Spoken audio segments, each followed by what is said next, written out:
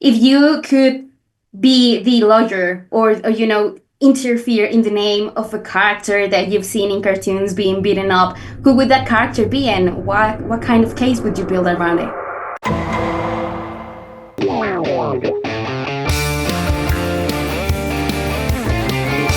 Todo marca Acme.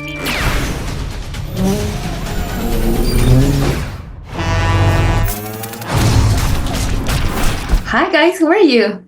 Hello, good. I'm really happy to be here today because I just want to say I am so glad that this movie is going to see the light of day despite Acme's attempt to keep it classified.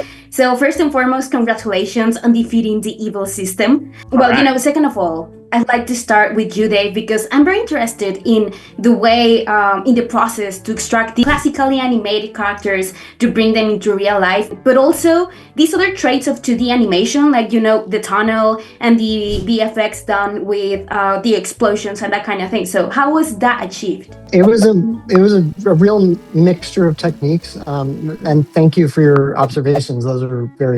Those are very cool. Like the tunnel and the way an explosion looks in the film are classical pieces of iconography from the cartoons that we wanted to get as close to bringing to reality as we could. The movie was achieved by a process of storyboarding the movie with a team of artists and animators. We kind of did a really intensive, like, year-long sketch viz and previs process where we were drawing cartoon characters on top of previs for the shot plan, because the previs kind of informed what the camera would do.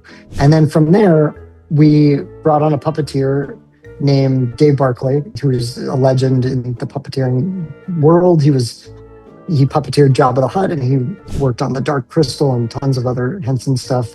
He's a legend, and he built a life-size Wile E. Coyote puppet. And what that meant was Will and Lana and John, our whole cast, were able to interact with a real-life Wile E. Coyote on set for, the first couple takes of blocking and walking through a scene. They were able to interact with Dave, which was like a magical process, because they had real scene partners in the room with them.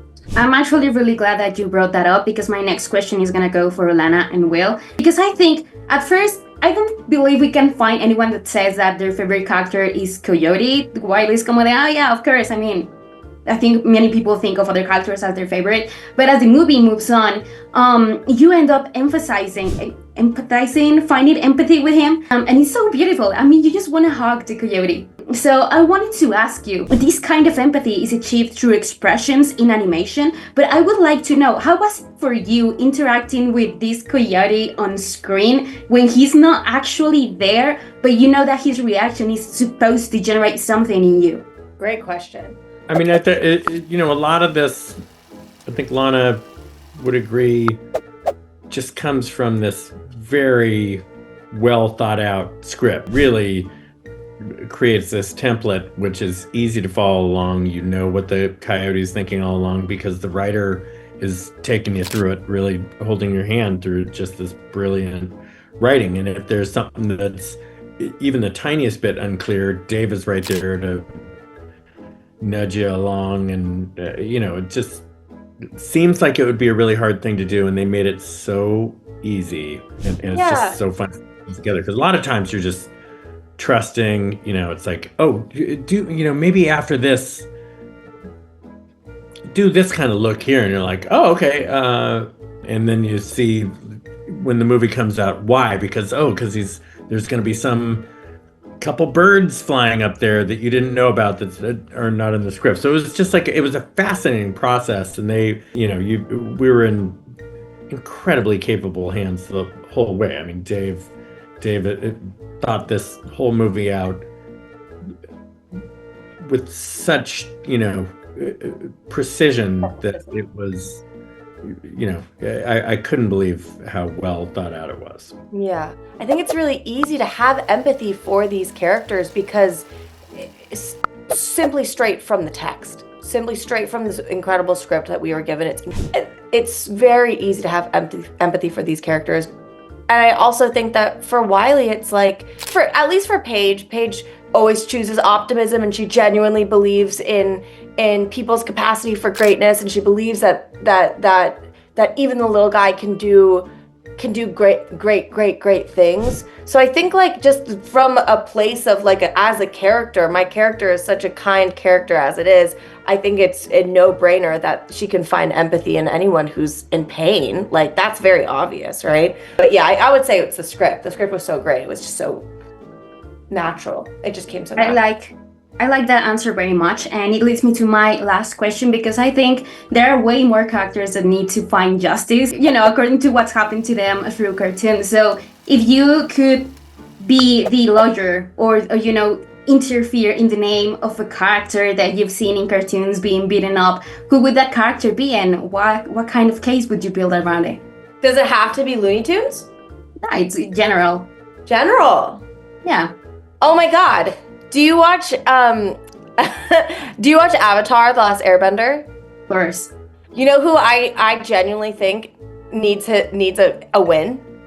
Is the guy that always loses his cabbages. ¡Ah! ¡Oh no, mis cojones! ¡Van a pagar por esto! I think the Tasmanian Devil is misunderstood and has more on his mind than we can understand yet. So I would take that case. El punto es que tal vez sea un demonio de Tasmania, pero también es el mejor perro que he tenido. I think Pepe Le Pew is, it's a tragic story. Yo soy la col que le falta a esta ensalada. All he wants is to find love, but he's just got that stink gland. I like that. I mean, we have pretty good cases built around those characters. Well, thank you so much for talking to me. And once again, I'm really happy that we get to see this movie in theaters. I'm really excited to bring all of my friends to watch it. So congratulations on that. Thank you. Thank you so much. Thank This you. was really fun. ¡Adiós! Vengo por el empleo de modelo sin pantalones. Coyote contra Acme. ¿Tú qué viste?